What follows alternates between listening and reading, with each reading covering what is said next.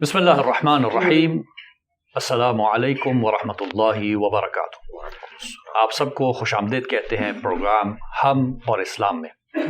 آج ہم پاکستان کے ایک مایہ ناز شخصیت جناب انجینئر محمد علی مرزا صاحب کے ساتھ حاضر ہیں۔ سر، آپ کا بہت بہت شکریہ کہ آپ نے وقت دیا۔ آج کی اس محفل میں ہم ایک خاص ٹاپک لے کے آئے اور اس میں جو سوالات ہیں ہمارے اکثر جو طلباء و طالبات یونیورسٹیز میں ہیں وہ کرتے ہیں، انہی کو ہم پیش کریں گے، اور وہ سوالات ایک ہی موضوع کے اوپر ہوں گے جو کہ شب معراج یا معراج کا جو موضوع ہے۔ ویسے تو 27 رجب مبعث کا بھی ایک ایونٹ ہے اور معراج سے بھی مشہور ہے، لیکن کیونکہ سوالات ہمارے پاس معراج سے متعلق ہیں تو اس سے متعلق پہلا سوال کریں گے کہ شب معراج کی حیثیت اسلام میں کیا ہے اور اس کی اہمیت۔ لا حول ولا قوة الا باللہ، اللہم صلی علی محمد وعلی آل محمد۔ علی محسن بھائی، آپ کو ہماری اکیڈمی میں ویلکم ہے اور آپ کی پوری ٹیم کو بھی۔ ماشاء اللہ تعالیٰ یہ آپ نے جو سلسلہ اپنے پلیٹ فارم سے ایک شروع کیا ہے، اللہ تعالیٰ آپ کو اس کی جزائے خیر دے اور احسن طریقے سے معاملے کو ساتھ لے کے چلنے کی توفیق عطا فرمائے، آمین۔ معراج النبی صلی اللہ علیہ وآلہ وسلم، رسول اللہ صلی اللہ علیہ وآلہ وسلم کے جو 3 بڑے بڑے معجزات جن کا ذکر قرآن میں آیا ان میں سے ایک ہے جی۔ سب سے بڑا معجزہ جو قرآن میں ذکر ہوا وہ قرآن حکیم خود ہے۔ انا نحن نزلنا الذکر وانا لہ لحافظون، ختم نبوت کی برکت سے اس کی حفاظت کی ذمہ داری بھی اللہ تعالیٰ نے خود لے لی، اور قرآن حکیم کا معجزہ ہونا یہ سورۃ العنکبوت میں ذکر ہوا کہ اے نبی اس قرآن کے نزول سے پہلے نہ تو آپ اپنے دائیں ہاتھ سے کچھ لکھ سکتے تھے اور نہ آپ کتاب میں سے کچھ پڑھ سکتے تھے، ورنہ یہ چیز کافروں کو شک میں مبتلا کر دیتی کہ یہ کتاب آپ نے خود لکھی ہے۔ اور پھر ساتھ ہی ذکر ہے کہ یہ کافر ڈیمانڈ کرتے ہیں کہ نبی علیہ السلام پہ کوئی معجزہ کیوں نہیں نازل ہوا، تو اللہ تعالیٰ نے فرمایا کہ کیا ان کے لیے یہ کافی نہیں ہے کہ قرآن حکیم کی آیات روزانہ صبح و شام ان کے اوپر تلاوت کی جاتی ہیں؟ یہ نبی علیہ السلام کا معجزہ ہے۔ صحیح۔ دوسرا بڑا معجزہ جو قرآن میں آیا وہ شق القمر والا واقعہ ہے۔ جی۔ سورۃ القمر کے سٹارٹ میں ہی اللہ تعالیٰ نے ذکر کیا۔ اور تیسرا جو معجزہ ہے جو قرآن حکیم میں رپورٹ ہوا وہ الاسراء والمعراج کا معجزہ ہے۔ صحیح۔ بیسیکلی یہ پبلک میں جو ٹرم مشہور ہو گئی وہ تو شب معراج والی تھی۔ جی۔ یہ 2 حصے ہیں، الاسراء والمعراج۔ الاسراء رات کے سفر کو کہتے ہیں جو نبی علیہ السلام کا سفر مبارک بیت اللہ سے لے کر بیت المقدس تک تھا، صحیح۔ اور دوسرا حصہ اس کا المعراج ہے جو آسمانوں کا سفر تھا بیت المقدس سے سدرۃ المنتہا تک۔ صحیح۔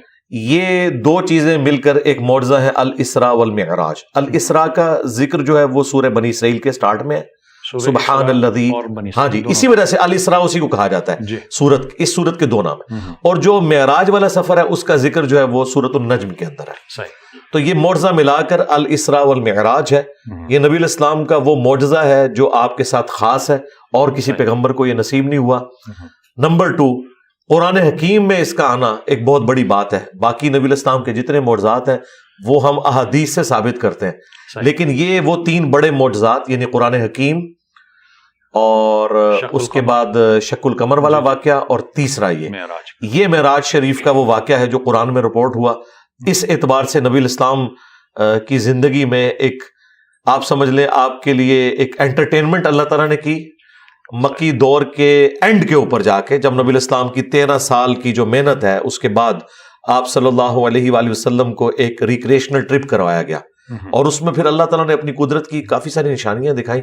تو مسلمانوں کے لیے تو یہ بہت اہمیت کی چیز ہے، نبی علیہ السلام کے لیے معجزہ ہے۔ صحیح۔ اچھا، جب معراج کا ذکر آتا ہے تو بعض علماء نے تاریخوں میں لکھا بھی کہ ایک اوپن ہارٹ سرجری بھی ہوئی تھی، تو اس کی کیا آپ کہیں کہ کیا پروفز ہیں، کیا واقعاً نبی جو ہے وہ اس قابل نہیں تھے اور واقعاً ان کو پاکیزگی کی ضرورت تھی؟ کیونکہ ہمارے ہاں عقیدہ یہ بھی ہے کہ نبی ہوتا ہے بچپن سے ہی، ایسا نہیں ہے کہ وہ بعد میں اس کو نبوت ملی اور اس کو پاکیزگی ملی۔ نبی پیدائش سے لے کر اپنی وفات تک اللہ تعالیٰ کی حفاظت میں ہوتا ہے۔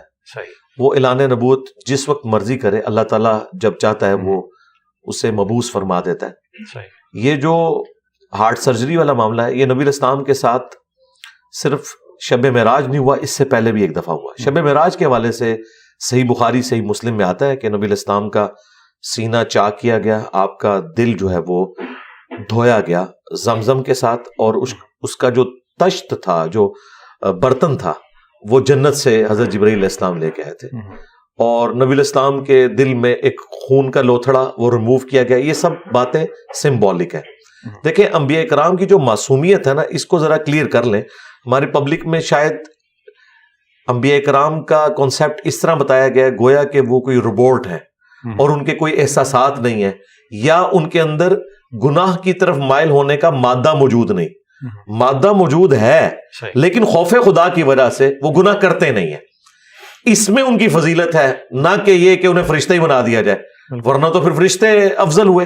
تو انبیاء کی یہ خاصیت ہے کہ وہ گناہ کا مادہ ہونے کے باوجود گناہ کی طرف مائل نہیں ہوتے، گناہ میں اٹریکشن کے باوجود وہ اس سے نفرت کرتے ہیں اور اس طرف مائل نہیں ہوتے.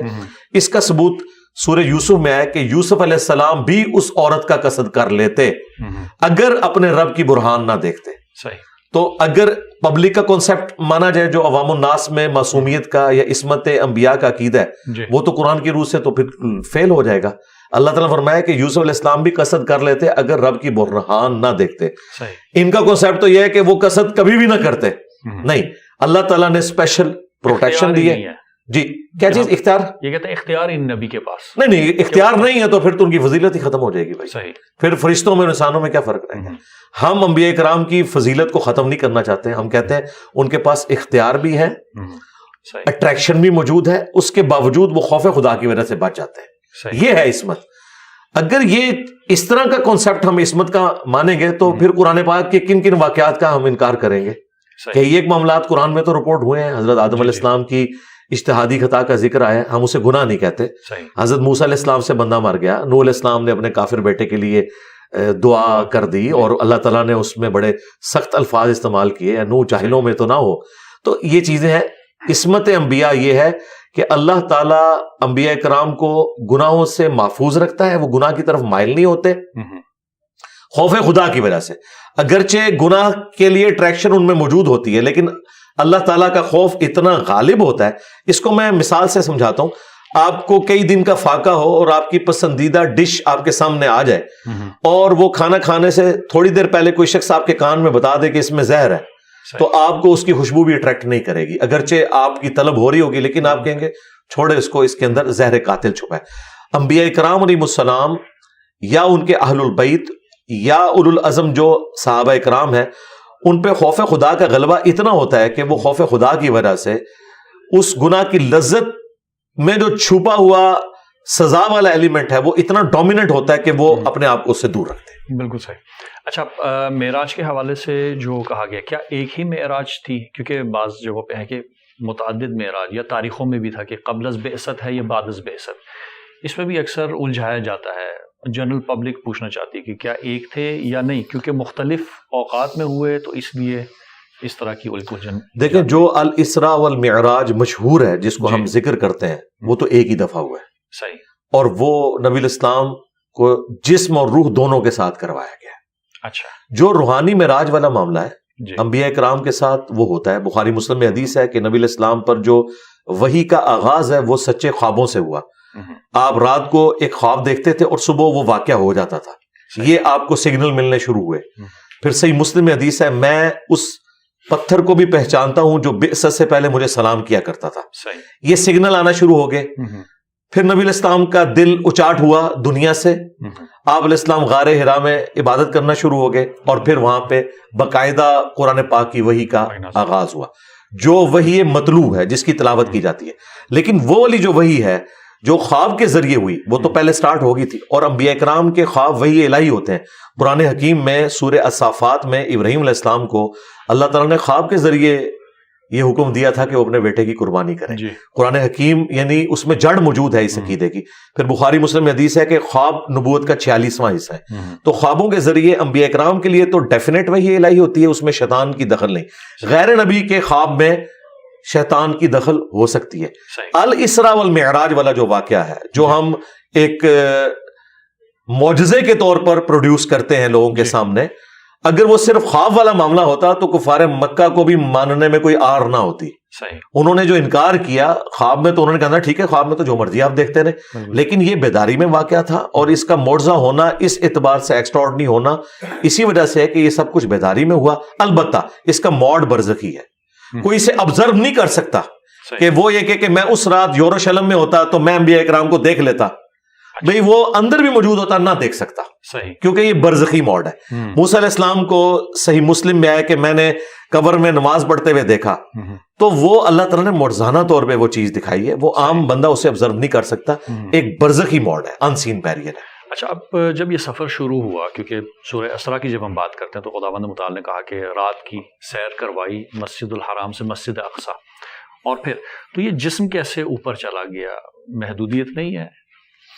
نہیں, اوپر تو بعد میں گیا نا, پہلے تو ٹریول کیا براق کے ذریعے. وہ ایک سواری آئی, اللہ تعالیٰ نے اسپیشل حضرت جبرائیل علیہ السلام کے ذریعے وہ سواری براق, اس کے ذریعے یہ آلموسٹ اس زمانے میں تو آپ سمجھ لیں 40 دن کا سفر تھا جو پیدل سفر کیا جاتا تھا. تو اس میں واقعی ایک معجزہ ہے, ایک رات میں چلے جانا نبی علیہ السلام کا.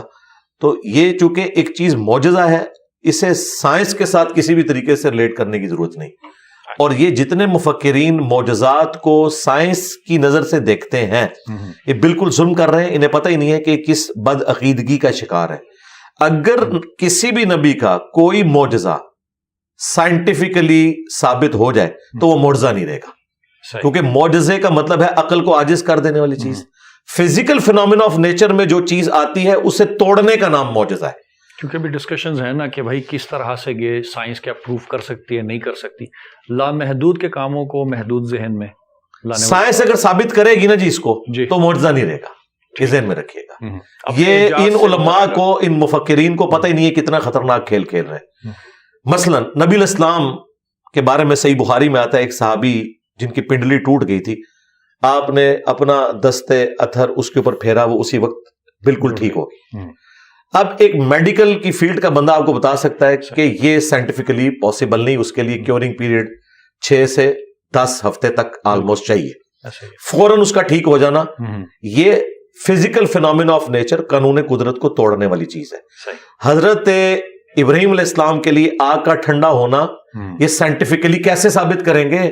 آگ تو ہمیشہ جلاتی ہے. یہ نان سائنٹیفک ہو جائے گا معاملہ, سائنس کے بالکل الٹ, فزیکل فینومینا آف نیچر کا اللہ تعالیٰ پابند نہیں ہے. لہٰذا یہ معراج کے سفر کو, آسمانی سفر کو آئنسٹائن کی تھیوری کے ساتھ ریلیٹ کرنا بالکل بنتا ہی نہیں. وہ بالکل اپوزٹ چیز ہے. انہوں نے تو میرا خیال ہے تھیوری آف ریلیٹیوٹی بھی نہیں پڑھی ہوئی ہے, اس میں تو اس طریقے سے بات ہی نہیں ہوئی ہے. اور پھر اگر ان چیزوں کو آپ لے کے چلیں گے تو نبی علیہ السلام نے تو کوئی خلائی لباس بھی نہیں پہنا ہوا تھا. بالکل صحیح. اتنی سپیڈ کے ساتھ تو ڈسکوری شٹل جب واپس آ رہی تھی تو اس کے ساتھ کیا ہو گیا تھا. ٹھیک ہے, تو یہ اس کو سائنٹیفکلی ثابت کرنے کی کوشش کرنا یہ بالکل ظلم پہ مبنی ہے, یہ ٹوٹلی معجزہ ہے. حضرت عیسیٰ ابن مریم کا بغیر باپ کے پیدا ہونا کوئی اس کا سائنٹیفک آپ پروف نہیں دے سکتے, یہ معجزہ ہے. ان کا مردوں کو زندہ کرنا یہ معجزہ ہے, سائنس اسے ریپروڈیوس نہیں کر سکتی. لہٰذا اس چیپٹر کو تو بالکل کلوز کر دیں. رہا انبیاء کرام کو بنیاد بنا کر لوگوں کا مختلف شعبدوں کا ذکر کرنا کہ ہم بھی یہ کر سکتے ہیں, وہ تو بالکل فراڈ کے اوپر مبنی ہے, کیونکہ اللہ تعالیٰ صرف پیغمبروں کو منواتا ہے. پیغمبروں کے علاوہ جتنی ہستیاں ان کو منوانا اللہ تعالیٰ نے کوئی اپنے ذمہ کرم پہ نہیں لیا ہوا. لہٰذا ان کے بارے میں جو کہانیاں مشہور ہیں ہم انہیں کہانیاں کہتے ہیں, انبیاء والی بات تھی. اچھا, یہاں پہ ایک بات کلیئر کرنی ضروری ہے, کیونکہ ہمارے ہاں نا ہر کوئی کرامات کو بھی معجزہ کہتے ہیں. جب ہم لفظ معجزہ انبیاء کے لیے استعمال کرتے ہیں اس کا معنی کیا ہے, اس کی تعریف کیا ہے؟ کیونکہ ظاہر کرامتیں یا ایکسٹراڈنری کوئی کام ہو جاتا ہے کہتے ہیں جی معجزہ ہو گیا, تو اس میں کیا فرق ہے؟ جی فرق ہے اس اعتبار سے کہ معجزہ اگرچہ عربی میں لفظ استعمال ہوتا ہے عقل کو عاجز کر دینے والی چیز, لیکن قرآن و سنت میں اس کے لیے ٹرم معجزہ نہیں ہے, آیتن ہے, اللہ کی نشانی. ٹھیک ہے, معجزہ علم الکلام کی ایک ٹرم ہے جو چل رہی ہے. اچھا, اس کے ایکویلنٹ جو فزیکل فینومینا آف نیچر کو توڑنے والی کوئی چیز یا ایک روٹین سے ہٹ کے ہونے والی چیز, ہاں جی, اس کو اگر غیر انبیاء میں کوئی دیکھتا ہے یا کوئی چیز آتی ہے تو اس کے لیے کرامت کا لفظ استعمال کیا جاتا ہے وہ بھی آیاتن ہی ہے, لیکن کرامت اس لیے بولا جاتا ہے کہ اس کے اوپر اسپیشل اللہ تعالیٰ نے اکرام فرمایا, اس پہ اللہ تعالیٰ کا کرم ہوا. لیکن خواہ معجزہ ہو یا کرامت ہو, انبیاء کے لیے ہو غیر انبیاء کے لیے ہو، یہ کوئی کمپیٹنسی نہیں ہے کہ کوئی شخص کر کے دکھا دے. مثلاً اگر کر کے دکھا سکتے ہوتے تو موسیٰ علیہ السلام نے جب پہلی دفعہ اپنا عصا پھینکا تھا تو قرآن کے الفاظ ہیں کہ وہ جب اژدہا بنا تو موسیٰ علیہ السلام وہاں سے بھاگ گئے اور مڑ کے دیکھا بھی نہیں، ڈر گئے. اگر وہ انہوں نے خود بنایا ہوتا تو ڈرتے تو نا. ان کی زندگی میں وہ پہلا ایکسپیرینس تھا. پھر آگے چلیں، جب رسیاں سانپ نظر آئیں لوگوں کو جادوگروں کی، اس وقت بھی موسیٰ علیہ السلام دل میں خوف کھا گئے. کیوں خوف کھا گئے؟ کہ میرا معجزہ بھی یہی تھا، انہوں نے بھی نظر بندی کر دی. اللہ تعالیٰ نے فرمایا کہ تو عصا پھینک. ان کے دماغ میں بھی نہیں تھا کہ اب عصا کیا کرے گا. عصا نے یہ کیا کہ نہ صرف وہ اژدہا بنا بلکہ سیکنڈ سٹیپ اس نے طے کیا، وہ ان کو بھی کھا گیا. پھر تیسرا موقع آیا جب سمندری جھیل پار کرنے کی، اس وقت ساتھیوں نے کہا آپ نے مروا دیا. اللہ تعالیٰ نے پھر وہی کی. بھائی موسیٰ علیہ السلام نے خود کیوں نہیں ڈیسیژن لے لیا؟ انہیں پتا تھا کہ بھئی یہ عصا وہی کچھ کرے گا جو میرے علم ہے، مجھے نہیں پتا آگے اللہ تعالیٰ نے کیا فیصلہ کیا. تو اللہ نے جب بتایا تو اس عصا میں کمپیٹنسی آئی. اور آج وہ عصا اگر آپ کو مل بھی جائے، آپ چاہے کسی یہودی ربائی کے ہاتھ میں دے دیں، ویٹیکن سٹی میں بیٹھے ہوئے پوپ کے ہاتھ میں دے دیں یا امام کعبہ کے ہاتھ میں، اس نے اب دوبارہ اژدہا نہیں بننا. یہ ذہن میں رکھیے گا. وہ موسیٰ علیہ السلام کے لیے ہی خاص تھا. That's all. تو اس کی ڈیفینیشن اب کیا ہوگی معجزے کی؟ نبی کے لیے جو تھا اس میں کیا خاص چیزیں ہیں؟ کون سے ایسے فیکٹرز ہوتے ہیں کہ جس کو ہم پھر کہتے ہیں یہ معجزہ ہے؟ فزیکل فینومینا نیچر کو توڑنے والی چیز. جی ہاں، ہر وہ چیز جو فزیکل فینومینا کو توڑ دے، عقل کو عاجز کر دے، وہ معجزہ ہے. صحیح. ہاں جی. اچھا، اب کرامت کے کیس میں اس طرح کا کوئی معاملہ ہو سکتا ہے، لیکن عموماً جو کرامت والا ایلیمنٹ ہوتا ہے وہ یہ ہے کسی شخص کی دعا قبول ہوگی. مثلاً کوئی قحط سالی تھی، ایک بندے نے دعا کی، دور دور تک کوئی بارش کے آثار نہیں تھے، اچانک بارش ہو گئی، تو ہم یہ کہیں گے اگرچہ یہ سب کچھ فزیکل فینومینا کے تحت ہوا ہے، کوئی اس روٹین سے ہٹ کے نہیں ہوا، لیکن اس اعتبار سے تو روٹین سے ہٹا ہوا ہے کہ قحط سالی تھی اور ایک بندے نے دعا کی اور فوراً ہو گئی. ایسا ہو جاتا ہے. اسی طریقے سے کسی نے کسی شخص کے حق میں بددعا کی اور وہ قبول ہو گئی، ایسا معاملہ ہو سکتا ہے. لیکن انبیاء کرام کے کیس میں specifically physical phenomena of nature کو توڑا جاتا ہے. آپ جتنے معجزات بھی دیکھیں گے قرآن حکیم میں رپورٹ ہوئے ہیں، ان میں آپ کوئی ایک معجزہ بھی ایسا نہیں بتا سکتے جو فزیکل فینومینا آف نیچر کو توڑنے والا نہ ہو. لہٰذا سائنٹیفکلی کوئی معجزہ ریپروڈیوس نہیں ہوگا. صحیح ہے. کوئی معجزہ فعلاً ریپروڈیوس نہیں ہو سکتا جب تک کہ کوئی نبی نہ ہو. معجزے کے حوالے سے گفتگو ہو رہی تھی اور ڈیفینیشن کی ہم بات کر رہے تھے. جب شب معراج کی بات ہوتی ہے، ظاہر ہے ایک معجزہ، بارز معجزہ جو قرآن مجید میں اس کا ذکر آیا، تو براق کے اوپر بیٹھ کے رسول خدا صلی اللہ علیہ وسلم نے سفر کیا، اور جب سدرۃ المنتہا کا ذکر آتا ہے تو حدیث میں ذکر ہے کہ جبرائیل رک گئے اور کہا کہ اس سے آگے میں نہیں جاؤں گا. تو کیا وجہ تھی؟ کیا جبرائیل یا ملائکہ کو اس مقام پہ جانا منع تھا، یا کوئی خاص ایسی جگہ تھی جہاں پہ ملائکہ کی آج تک پہنچ نہیں ہے؟ سدرۃ المنتہا کا مطلب یہ ہے یہ انتہائی مقام ہے، منتہا ہے، اس کے بعد مخلوق آگے نہیں جا سکتی. صحیح. ہمارے پاس ذخیرہ احادیث میں کوئی ایسی حدیث موجود نہیں ہے جس میں کوئی یہ ثابت کر سکے کہ رسول اللہ صلی اللہ علیہ وآلہ وسلم سدرۃ المنتہا سے آگے گئے ہیں. اچھا. نبی علیہ السلام کی معراج کا بھی آخری مقام یہی تھا. صحیح. بخاری میں اتنا ملتا ہے کہ میں نے کلموں کے چلنے کی آواز سنی سدرۃ المنتہا کے اوپر. رسول اللہ کی جو اللہ تعالیٰ سے ملاقات ہوئی ہے جیسا کہ اس کی شان کے لائق ہے، اس میں دیدار شامل نہیں ہے، وہ الگ سے ایک ٹاپک ہے. ملاقات وہ بھی اینڈ پوائنٹ جو ہے سدرۃ المنتہا ہے. اچھا، اب اکثر لوگ یہ بھی پوچھتے ہیں کہ پھر یہ اس سفر کا مقصد کیا تھا؟ جی. تو وہ قرآن نے بیان کیا ہے کہ ہم اپنے بندے خاص کو اپنی نشانیاں دکھانا چاہتے تھے. سورۃ الاسراء کے سٹارٹ میں وہ نشانیاں کہاں سے سٹارٹ ہوئیں؟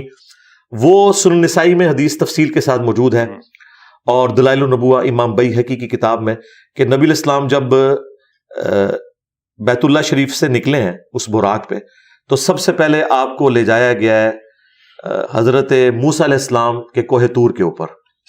وہ آپ کو زیارت کروائی گئی ہے. اس کے بعد نبی علیہ السلام کو، بلکہ اس سے بھی پہلے آپ کو مدینہ شریف دکھایا گیا اور کہا گیا یہ طیبہ ہے، یہ نبی علیہ السلام کا ہجرت کے بعد مسکن بنے گا. صحیح. ٹھیک ہے. یہ حدیث اس بات کا ثبوت ہے کہ واقعہ معراج ہجرت سے پہلے ہوا ہے، کیونکہ حضور کو بتایا گیا آپ نے الٹیمیٹلی یہاں آنا ہے. پھر آپ کو کوہ طور جہاں پہ موسیٰ علیہ السلام اور اللہ تعالیٰ کی ملاقات تھی وہ دکھایا گیا. پھر اس کے بعد آپ کو بیت اللحم میں لے جایا گیا جہاں حضرت عیسیٰ علیہ السلام کی ولادت ہوئی تھی یروشلم کے اندر. اور پھر نبی علیہ السلام نے وہاں پہ یروشلم میں، صحیح مسلم میں آتا ہے، انبیاء کرام کی امامت فرمائی بیت المقدس کے اندر جی اور وہ وعدے کی تکمیل ہوئی جو سورہ آل عمران میں تھا کہ اگر میں تمہیں نبوت دوں، تمام انبیاء سے اللہ نے عہد لیا تھا، اور پھر تمہاری موجودگی میں اگر کوئی اور پیغمبر آ جائے، جس طرح کہ حضرت یحییٰ علیہ السلام نے تصدیق کی حضرت عیسیٰ علیہ السلام کی، جی تو نبی علیہ السلام کے کیس میں تو تمام انبیاء نے تصدیق کی اور وہ وعدہ پورا ہوا، وہ برزخی معاملہ ہوا، تمام انبیاء کو اللہ تعالیٰ نے وہاں جمع کیا۔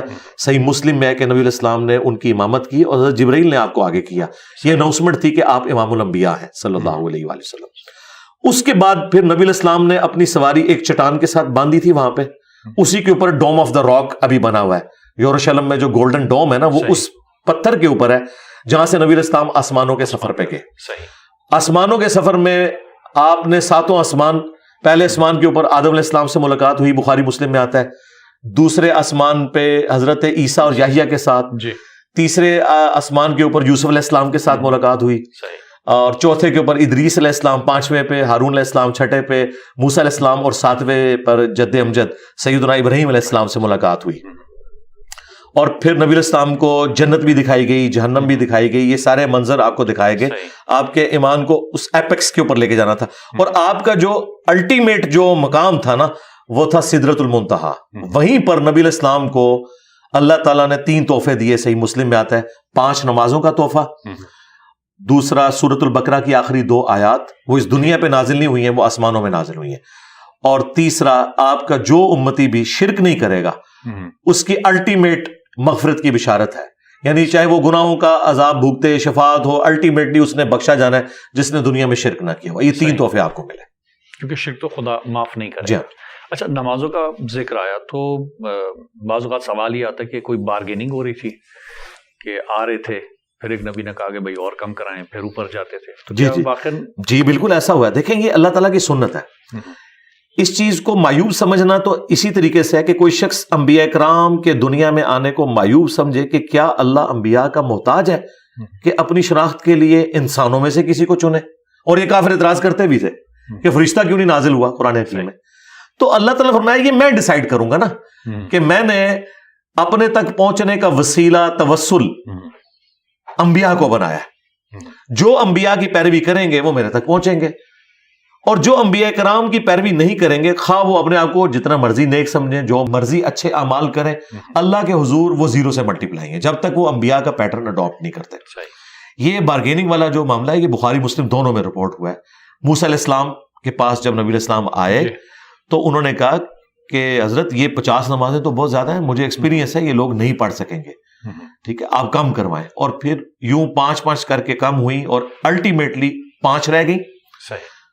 موسیٰ علیہ السلام اس پہ بھی راضی نہیں تھے، انہوں نے کہا آپ پھر واپس جائیں، یہ بھی زیادہ ہے۔ انہوں نے کہا نہیں، مجھے حیا آتی ہے اس کے بعد، امت کو حیا نہیں آتی، 5 چھوڑ دیتے ہیں، اور اس کو انہوں نے اتنا اپنے لیے ایک آزمائش سمجھ لیا ہے کہ 5 نمازیں جو ہے نا ہمارے لیے بہت زیادہ ہے۔ تو پھر بخاری مسلم کے الفاظ ہے، اللہ تعالیٰ نے فرمایا کہ پھر ہمارا کال بھی نہیں بدلے گا، نمازیں 5 ہوں گی لیکن ایک نیکی 10 کے برابر ہے، جو قرآن میں آیا سورۃ الانعام کے اندر، یہ پڑھیں گے 5 ثواب 50 کا ہوگا۔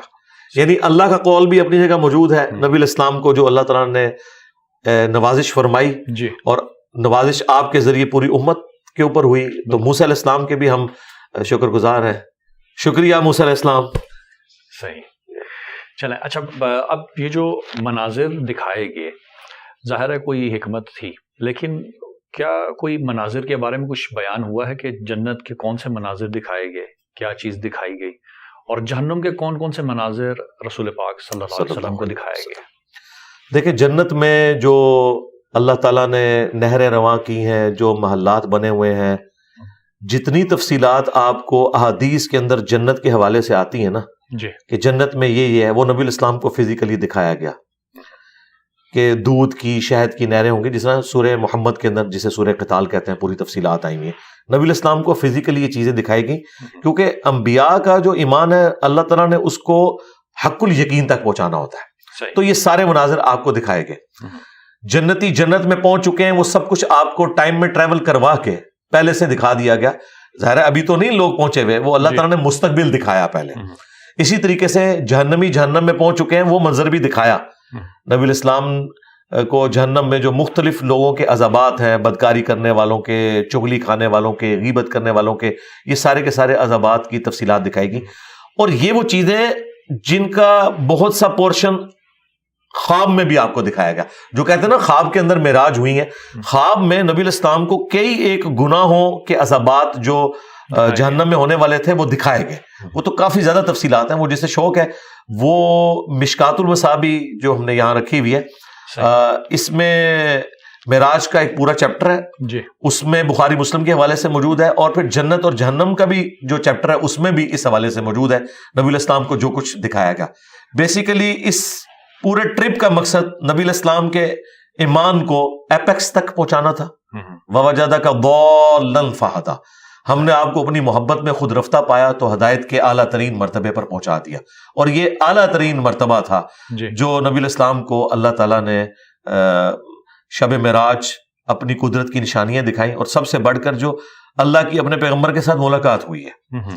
تو اگر وہ سوال آپ کے پاس ہے وہ دیدار والا، تو میں اسے ریبٹل کر دوں گا اگر آپ کریں گے تو. جی یقیناً، کیونکہ نیکسٹ سوال یہی تھا کہ جو دیدار ہوا، کیونکہ ظاہر اللہ سے ملاقات، اللہ جسم تو نہیں رکھتا، وہ ذات ایسی ہے کہ جو کہ لامحدود ہے. تو یہ ملاقات سے کیا مراد ہے، اور کیا کوئی گفتگو ہوئی اللہ اور نبی کے درمیان؟ ہاں جی دیکھیں، بلا واسطہ. جی ہاں، بلا واسطہ ہوئی، بالکل. دیکھیں اللہ تعالیٰ نے سورہ الشورى کے اینڈ پہ جا کے جو وحی کے 3 موڈ ذکر کیے ہیں کہ اللہ تعالیٰ اپنے بندوں میں سے جب کسی کو چنتا ہے پیغمبر کے طور پر، تو اس کے ساتھ جب گفتگو کرتا ہے حجاب میں کرتا ہے یا اس کے پاس کوئی فرشتہ بھیجتا ہے. اور یہ جو تیسرا اعلیٰ ترین موڈ ہے کہ اللہ تعالیٰ اس کے دل کے اوپر کوئی بات القاء کرے ڈائریکٹلی. اچھا، اب چونکہ اس کی کوئی مثال بیان نہیں کی جا سکتی تو میں اس کو ایکسپلین تو نہیں کر سکتا. لیس کمثلہ شیء، اللہ کی مثل کوئی شے نہیں. الہام بھی تو ہے نا، جس طرح موسیٰ کی ماں پہ ہم نے الہام کیا. جی وہ تو بہت چھوٹا لیول ہے نا جی. صحیح. وہ غیر انبیاء کے اوپر جو الہام والا معاملہ جو اگلی امتوں میں تھا، اس امت میں ختم نبوت کی وجہ سے وہ تو بین ہو چکا. صحیح. اور وہ بھی انبیاء کی نسبت کی وجہ سے ہوا تھا، عیسیٰ ابن مریم کی والدہ کو بھی اور موسیٰ علیہ السلام کی والدہ کو بھی. صحیح. لیکن یہ جو وحی ہے نا، یہ وحی انبیاء والی وحی ہے. یہ ایک ایکسٹراڈنری چیز ہے. وہ تو شاید کی مکھی کے لیے بھی آیا کہ اس پہ بھی اللہ تعالیٰ نے اس کی انسٹنکٹ کے مطابق الہام کیا ہوا ہے. تو نبی علیہ السلام کے ساتھ جو ملاقات والا معاملہ ہے، اس میں 3 ورژن موجود ہیں اس وقت امت کے اندر. میں وہ تینوں بتا دیتا ہوں. جی. بخاری مسلم میں ایک ورژن تو ہے عبداللہ ابن مسعود کا، وہ تو کیٹاگوریکل ڈینائی کرتے ہیں. وہ کہتے ہیں کہ یہ جو قاب قوسین او ادنی والی جو آیت ہے، یہ جبرائیل علیہ السلام اور رسول اللہ کی ملاقات ہوئی ہے. یہ ان کا اپنا ورژن ہے. نبی علیہ السلام سے انہوں نے اس کو مرفوعاً بیان نہیں کیا، اپنا موقف موقوفاً روایت. ہاں جی. اچھا، دوسرا ورژن جو ہے وہ ہے حضرت ابن عباس کا. وہ کہتے ہیں کہ نبی علیہ السلام نے، یہ صحیح مسلم میں رپورٹ ہوا ہے، اللہ تعالیٰ کو 2 دفعہ دیکھا دل کی آنکھوں سے. وہ ان آنکھوں کا ذکر نہیں کرتے کیونکہ سورۃ الانعام میں آیا نا کہ آنکھیں اس کا احاطہ نہیں کر سکتی. اچھا، اب دل کی آنکھوں سے دیکھنا وہ کیا ہے؟ وہ کیا چیز دیکھی، اس کی کیفیت کیا ہے؟ وہ بھی صحیح مسلم میں ابو ذر غفاری کی حدیث ہے. ایک تابعی کہتا ہے کہ یا حضرت کاش میں رسول اللہ کے زمانے میں ہوتا تو میں حضور سے پوچھتا کہ آپ نے اللہ تعالیٰ کو دیکھا ہے یا نہیں دیکھا. تو ابو ذر غفاری کہتے ہیں یہ بات تو میں پہلے پوچھ چکا ہوں. تو نبی علیہ السلام سے جب میں نے پوچھا تو آپ نے فرمایا کہ میں اللہ کو کیسے دیکھ سکتا ہوں، وہ تو ایک نور ہے اور حجاب میں ہے. اچھا، پھر یہ امام مسلم بڑی ترتیب سے احادیث لے کے ہیں، سٹارٹ ہی میں انہوں نے بڑی تفصیل سے اسے بیان کیا. پھر آگے چل کے ابو سعید خدری کی حدیث آئی ہے کہ اللہ کا جو نور ہے اس کے اوپر جو حجاب ہے وہ بھی نور ہے. صحیح. اور مسلم شریف میں حدیث ہے میں نے نور دیکھا، یعنی وہ جو حجاب ہے نا وہ دیکھا. اور الفاظ ہیں کہ اگر وہ نور کا حجاب ہٹ جائے تو کوئی مخلوق اس کی طاقت نہیں رکھتی کہ اسے دیکھ سکے. اب تیسرا ورژن جو ہے وہ اما عائشہ سلام اللہ علیہا کا ہے جو بخاری مسلم میں ہے. وہ تو کیٹاگوریکل ڈینائی کرتی ہیں. وہ کہتی ہیں کہ میں نے تو خود نبی علیہ السلام سے پوچھا ہے تو نبی علیہ السلام نے اس چیز کا انکار کیا ہے جو دیدار الہی والا معاملہ ہے. اور کہا کہ حضرت جبرائیل علیہ السلام کو میں نے دیکھا. اور اما عائشہ کہتی ہیں کہ اس شخص نے اللہ پر جھوٹ باندھا جو یہ کہے کہ نبی علیہ السلام نے اللہ کو دیکھا. تم قرآن نہیں پڑھتے؟ سورۃ الانعام میں آیا کہ آنکھیں اس کا احاطہ نہیں کر سکتی، وہ آنکھوں کا احاطہ کر لیتا ہے. اچھا، ان ساری چیزوں کو جمع کر کے جو آپٹیمل ورژن ملتا ہے وہ یہ ہے کہ نبی علیہ السلام کا اللہ تعالیٰ کو سر کی آنکھوں سے دیکھنا یہ تو ثابت نہیں ہے جی. اچھا، اب دل کی آنکھوں سے مراد کیا خواب کی کیفیت ہے یا کوئی اور کیفیت ہے؟ تو جامع ترمذی میں ملتا ہے کہ میں نے اپنے رب کو خواب میں احسن صورت میں دیکھا، اور پھر نبی الاسلام نے باقاعدہ ایک دعا کی جو رپورٹ ہوئی ہے، اللہم انی اسألک فعل الخیرات وترک المنکرات، یہ لمبی دعا ہے، یہ مسند احمد میں بھی رپورٹ ہوئی ہے، امام ترمذی نے اس حدیث کو صحیح کہا ہے، اور ساتھ انہوں نے لکھا ہے کہ میں نے امام بخاری سے پوچھا تو انہوں نے بھی اس حدیث کو صحیح کہا۔ تو خواب میں دیکھنے کے اوپر تو یعنی اتفاق ہے، دل کی آنکھیں کہہ لیں، خواب کہہ لیں۔ اب جو آخری چیز ہے نا، وہ ہمارے استاد مولانا اسحاق صاحب نے بڑی اچھی بات کی تھی، انہوں نے کہا کہ اگر شب معراج نبی علیہ السلام نے اللہ تعالیٰ کو دیکھا ہوتا تو پھر نبی علیہ السلام کے لیے اب جنت میں کوئی اٹریکشن باقی نہیں ہے، کیونکہ کائنات کی الٹیمیٹ حقیقت انہوں نے دیکھ لی ہے۔ صحیح۔ تو یہ انہوں نے اجتہاد کیا اور یہ بڑا فٹ ان بیٹھتا ہے۔ انہوں نے کہا کہ نبی علیہ السلام کے لیے قیامت کے دن جنت بھی آپ نے دیکھ لی، سب کچھ دیکھ لیا، جی، نبی علیہ السلام کے لیے قیامت کے دن کیا تحفہ ہے؟ وہ اللہ کا دیدار ہے۔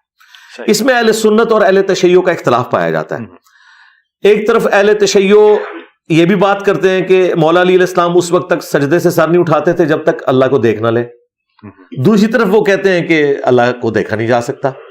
ہم کہتے ہیں ایک بات ہمیں بتائیں نا کہ کیا ہے، تو وہ کہتے ہیں آنکھیں نہیں، وہ دل کی آنکھوں سے دیکھتے تھے۔ میں کہتا ہوں نہیں، دل کی آنکھیں ہوں، سر کی آنکھیں ہوں، کیا دل کی آنکھیں اللہ کا احاطہ کر سکتی ہیں؟ وہ بھی نہیں کر سکتی، لیکن اللہ تعالیٰ اپنی شان کے لائق جسے چاہے گا دیدار عطا کرے گا۔ صحیح۔ میں اہل سنت کے موقف کے ساتھ ایگری کرتا ہوں۔ قرآن پاک کی جو آیات ہیں اسے سپورٹیو ہیں کہ جو کفار ہیں وہ اپنے رب سے قیامت کے دن اوٹ میں کر دیے جائیں گے۔ تو اس کا جو الٹیمیٹ نتیجہ یہ ہے کہ اہل ایمان کو زیارت کروائی جائے گی۔ بخاری مسلم میں تو کئی احادیث ہیں، نبی علیہ السلام نے باقاعدہ مثال دی کہ یہ 14ویں رات کے چاند کو تم دیکھ رہے ہو، کتنا واضح ہوتا ہے، اس طرح تم اپنے رب کو جنت میں دیکھو گے۔ اچھا، اب کیا اللہ تبارک و تعالی جو اپنی ذات میں جو ہے اسی اعتبار سے وہ تو مخلوق احاطہ نہیں کر سکتی، لیکن وہ اپنی تجلی کسی طریقے سے اپنی مخلوق کو دکھانا چاہے، جس طرح تو موسیٰ علیہ السلام، جی موسیٰ علیہ السلام کے لیے بھی ہوئی ہے، اگرچہ وہ انڈائریکٹ ہوئی تھی، وہ بے ہوش ہو گئے تھے، جی جی، لیکن انشاءاللہ موسیٰ علیہ السلام کو سلام ہے ہماری طرف سے، ایک تو انہوں نے ہماری نمازیں کام کرائی، دوسرا ان کے لیے بشارت یہ ہے کہ ہمارے نبی نے ہمیں جو خبر دی ہے انشاءاللہ تعالیٰ آپ کی یہ دیدار کی تمنا جو ہے نا جنت میں اللہ تعالیٰ پوری کرے۔ مولا علی کا آپ نے ذکر کیا، مجھے ایک روایت ذہن میں آ گیا، اکثر ہم نے سنا ہے علماء سے کہ کسی نے پوچھا کہ کیا آپ جس کی عبادت کرتے ہیں اس کو دیکھا؟ تو انہوں نے کہا میں بن دیکھے کسی کی عبادت نہیں کرتا۔ تو کہا کہ کیسا پایا؟ تو انہوں نے کہا کہ میں نے اپنی سر والی آنکھوں سے نہیں بلکہ دل کی آنکھ سے دیکھا۔ تو یہاں پہ دیکھنا کیا مجازن استعمال نہیں ہوا؟ کیونکہ ظاہر ہے وہ ذات، جس طرح بھی آپ نے کہا، اس ذات کو تو نہیں دیکھ سکتے، وہ جو تجلی ہے، وہ جو اوصاف ہے، صفات ہے، کیونکہ ہر طرف انسان کو بعض اوقات کہا جاتا ہے کہ جی ہر طرف ہی خدا نظر آتا ہے، تو کیا یہ مراد نہیں ہے؟ یہ مراد ہے، تو میرا خیال ہے صحابہ اکرام اور اہل بیت نے اس زمانے میں خدا کو ویسا نہیں دیکھا جس طرح سائنس کی برکت سے آج ہم دیکھ رہے ہیں۔ صحیح۔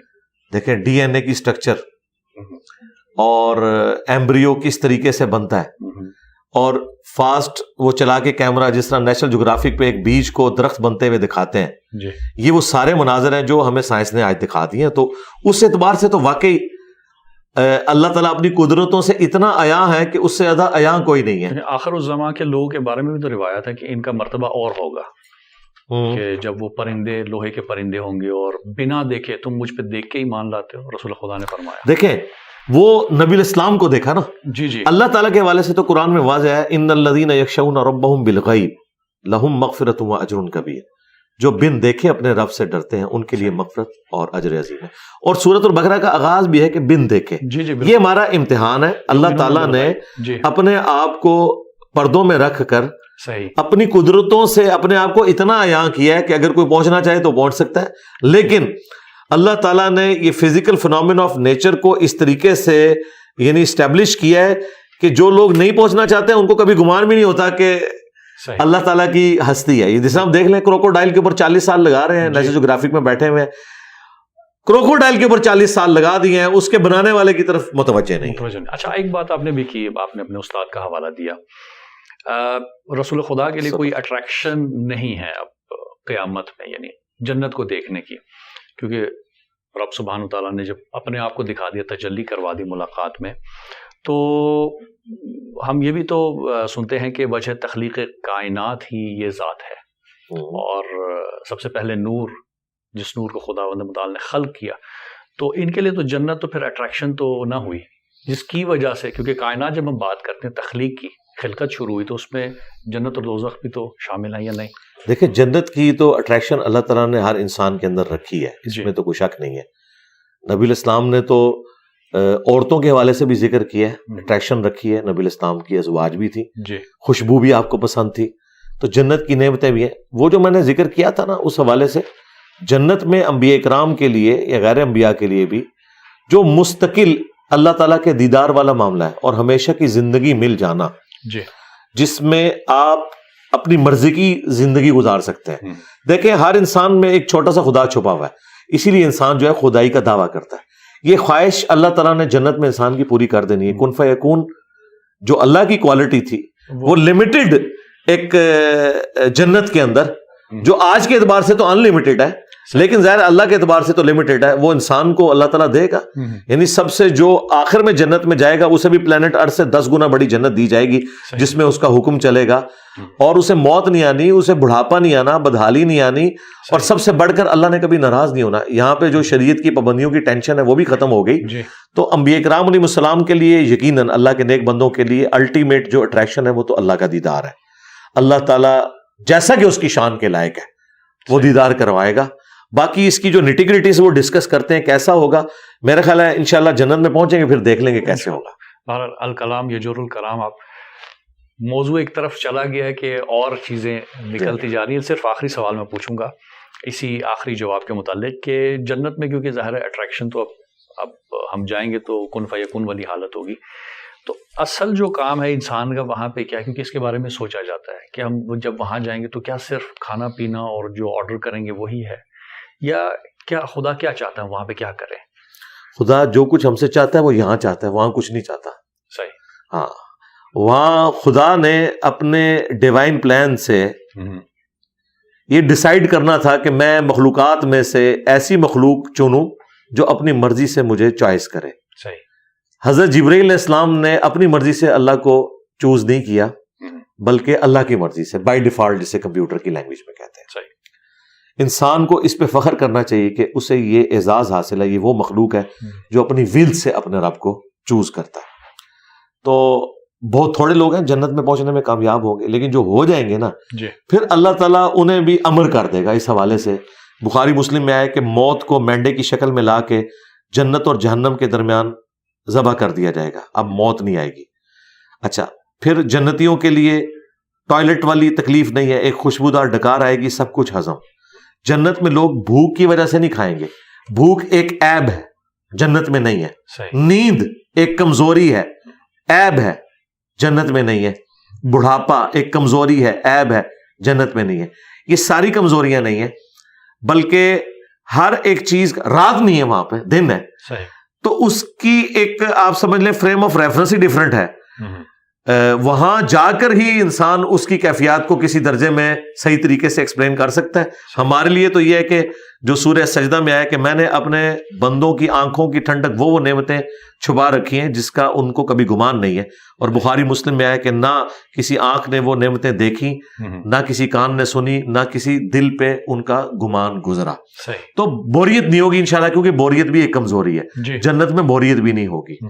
اس سے بڑی کیا یعنی انسان کی خوش نصیبی ہے کہ خدا اکیلا تھا، ہمیشہ سے تھا، اس نے محض اپنے فضل و کرم سے ہمیں پیدا کیا اور تھوڑی سی زندگی ہم سے کہا کہ مجھے دو، تمہیں بھی امر کر دوں گا، تمہیں بھی ہمیشہ کی زندگی دے دوں گا، اور تمہیں بھی کن فیکون والی وہ کوالٹی کسی درجے میں خالق اور مخلوق کے فرق کے ساتھ دے دوں گا۔ اس کے لیے میں نے ایک ٹرم ڈیوائز کی تھی، جیسے صوفیاء نے وحدت الوجود اور وحدت الشہود اور علم الکلام کی ٹرم ہے منی گاڈ، الہ کے معنوں میں نہیں، جس طرح کہ یوسف علیہ السلام نے کہا کہ تم میں سے ایک شخص اپنے رب کو شراب پلائے گا، رب کا لفظ استعمال کیا، حالانکہ رب تو اللہ ہے۔ تو یہ اس اعتبار سے کہ ایک کوالٹی تو اللہ کے ساتھ کوئی شیئر نہیں کر سکتا، اور وہ ہے ہمیشہ سے ہونا۔ باقی جو اللہ کی یہ دو کوالٹیز ہیں، یہ اللہ کا کرم ہے کہ اس نے اپنے بندوں کو اپنے ساتھ شامل کر لیا ہے۔ کون سی کوالٹی؟ کہ موت کا نہ آنا، اگرچہ ہماری زندگی مستعار ہے اس سے، جی لیکن موت نہیں ہے, تو یہ بہت بڑی بات ہے. دوسرا ہماری مرضی چلنا, ٹھیک ہے, یہ اللہ تعالیٰ کی کوالٹی تھی, یہ اللہ تعالیٰ انسان کو کسی درجے میں دے گا تو انشاءاللہ کوئی بوریت نہیں ہوگی. اللہ تعالیٰ کی نہ کوئی بیوی نہ کوئی بچے, اس کے باوجود اللہ بھی تو بور نہیں ہو رہا نا. بوریت تو کمزوری ہے, اللہ کی طرف منسوب نہیں کر سکتے, تو انشاءاللہ جنت میں ہم بھی بور نہیں ہوں گے انشاءاللہ. بہت بہت شکریہ. اچھا علی بھائی یہ بتائیے گا کہ معراج کا جب ذکر ہوتا ہے, ظاہر اب ہم نے معراج کے سلسلے کو شروع کیا, سفر کیسے شروع ہوا, کہاں پہ, اور جو سلسلے دکھائے گئے. جب نبی کریم صلی اللہ علیہ وسلم واپس تشریف لائے تو یہ ایک چیلنج تھا ظاہر ہے. اب اس کی خبر صرف آپ کو ہی تھی اور کسی کو نہیں تھی, تو یہ کس طرح سے بات پھیلی, اور پھر مشرکین کا جس طرح سے اس کے اوپر ریاکشن دکھانا, تو اس حوالے سے اگر تاریخی حوالے سے ہمیں دیکھیں, ریاکشن جو ہے وہ تو آیا یقیناً, ایک ایکسٹراڈنری واقعہ, ابھی بھی ریاکشن آئے گا. آج کے اس دور میں بھی آسمانوں کی سیر تو کوئی سوچ بھی نہیں سکتا, تو ظاہر ایک معجزہ تھا, اور انہوں نے جس طرح باقی چیزوں کا مذاق اڑایا اس کا بھی اڑایا, اور وہ ہمیں المعجم الکبیر طبرانی میں تفصیل کے ساتھ ملتا ہے. دلائل النبوہ میں حضرت ابوبکر صدیق رضی اللہ تعالیٰ عنہ کو باقاعدہ ٹونٹ کیا کافروں نے کہ بتاؤ اگر کوئی شخص یہ دعویٰ کرے کہ راتوں رات وہ بیت المقدس گیا ہے, پھر آسمانوں پہ گیا ہے, ان کا یہ تو پاسبل نہیں ہے. تو ان کا تمہارا صاحب یہی کہہ رہا ہے, تو ان کا اگر رسول اللہ کہہ رہے ہیں نا, تو اس سے بڑی چیزیں میں نے مان لی ہوئی ہیں, تو وہ سچ کہہ رہے ہیں, اور اسی بنیاد پہ آپ کا صدیق لقب ٹھہرا.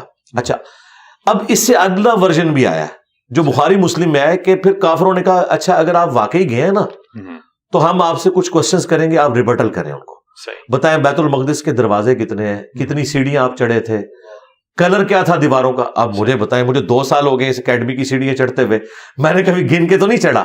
ایک انسان جب زندگی میں گئے ایک دفعہ, اور اس کے لیے تو ایک ایکسائٹمنٹ ہی اتنی ہے, ان چیزوں کی طرف تو توجہ نہیں ہوتی.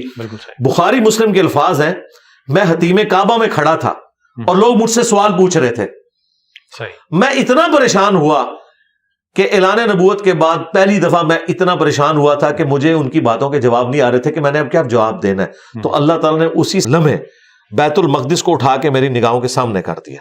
حتیم کعبہ میں حضور کھڑے میں ہیں, اور بخاری مسلم کے الفاظ ہیں, میں بیت المقدس کو اپنے سامنے دیکھ رہا تھا. وہ جو مجھ سے پوچھتے تھے نا, بتاؤ کہ فلاں دروازہ کس جگہ پہ ہے, تو میں دیکھ کے بتا دیتا تھا. تو وہ سارے کے سارے پھر خاموش ہو گئے. یہ نبی الاسلام کے ساتھ ایک معجزانہ معاملہ اللہ تعالیٰ نے کیا, اور یہ آپ علیہ السلام کو اللہ تعالیٰ نے کوالٹی عطا فرمائی تھی. قافلہ بھی تو ایک آیا تھا نا. جی, قافلے والا بھی واقعہ رپورٹ ہوا ہے, اور بھی کافی سارے واقعات رپورٹ ہوئے ہیں, لیکن وہ چونکہ تاریخی روایتیں ہیں ان میں کمزوریاں بھی موجود ہوتی ہیں. میں چونکہ کوشش کرتا ہوں کہ جو احادیث کی کتابوں میں جتنی چیزیں رپورٹ ہوئی ہیں نا ان کے اوپر ایمفسائز کروں. اچھا, اب یہ جو سلسلہ ہے معراج کا, یہ قبل از بعثت, کیونکہ ظاہر مدینہ شریف دکھایا گیا کہ آپ کا مسکن یہ ہوگا, تو خود معراج کے حوالے سے اس کے بعد جو رپورٹ ہوئی ہیں کہ کب کب ہوئی, اس کے کیونکہ تاریخی ہمارے پاس موجود ہیں دلائل یا نہیں, بس اسی حد تک علماء نے بیان کیا کہ کچھ اور معراج بھی ہوئے ہیں. جی, اور جو معراج ہے وہ خواب میں تو مختلف مواقع کے اوپر نبی الاسلام کو مناظر نہیں, اس طرح نہیں, یہ معراج ایک ہی ہے. جی اچھا, ہاں جی, اسی لیے آپ دیکھیں اس کے علیحدہ سے چیپٹرز بنے ہوئے ہیں بخاری مسلم میں. معراج کا واقعہ اس کے اوپر باقاعدہ ایک پورا باب ہے, اس میں تفصیلی حدیث موجود ہے.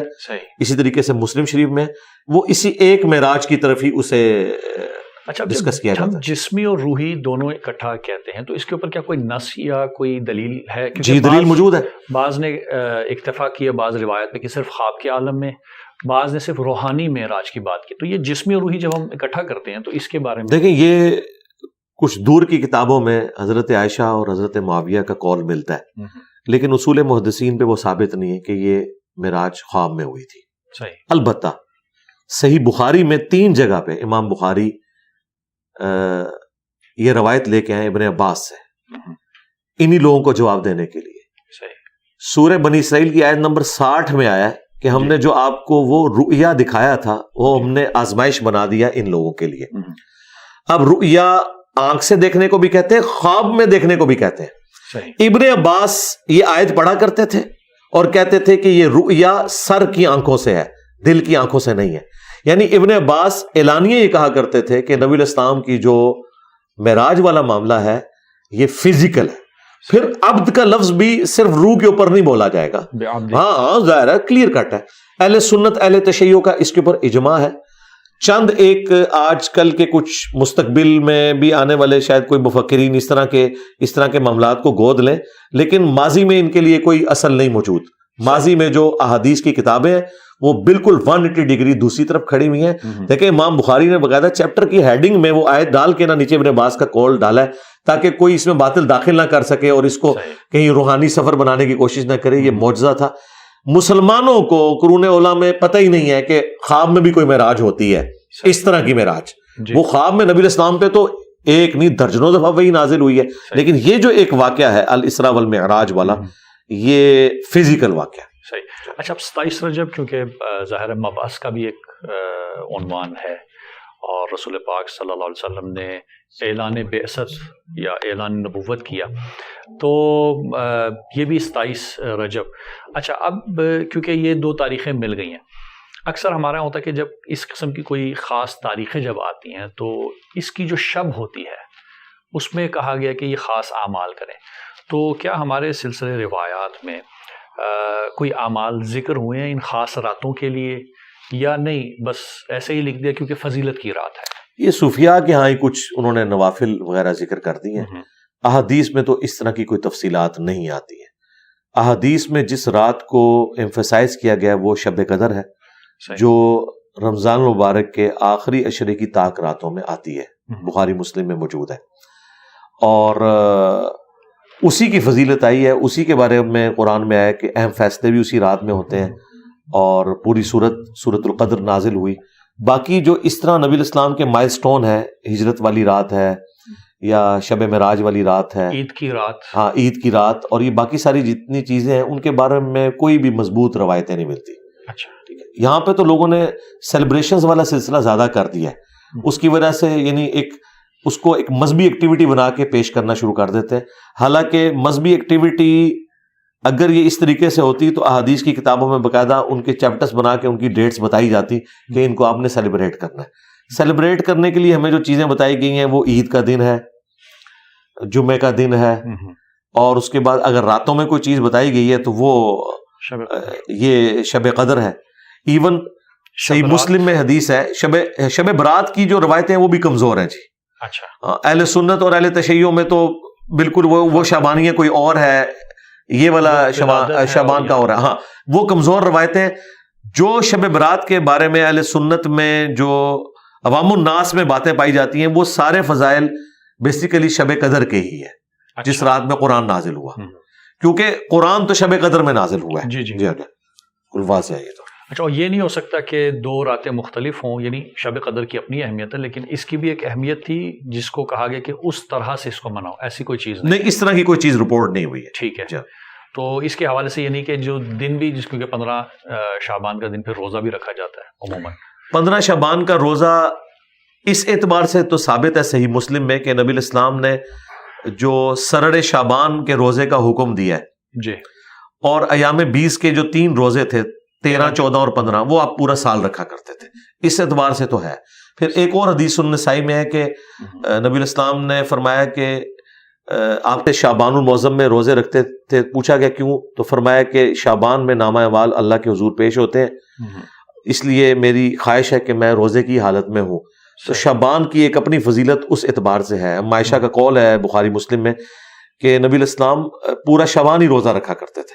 ایون عائشہ کہتی ہے میں اپنے رمضان کے جو چھوٹے ہوئے روزے ہیں ان کی قضا شعبان میں دیتی تھی کیونکہ نبی الاسلام روزے سے ہی ہوتے تھے. تو شعبان کی اس اعتبار سے تو اہمیت اپنی جگہ موجود ہے. جی.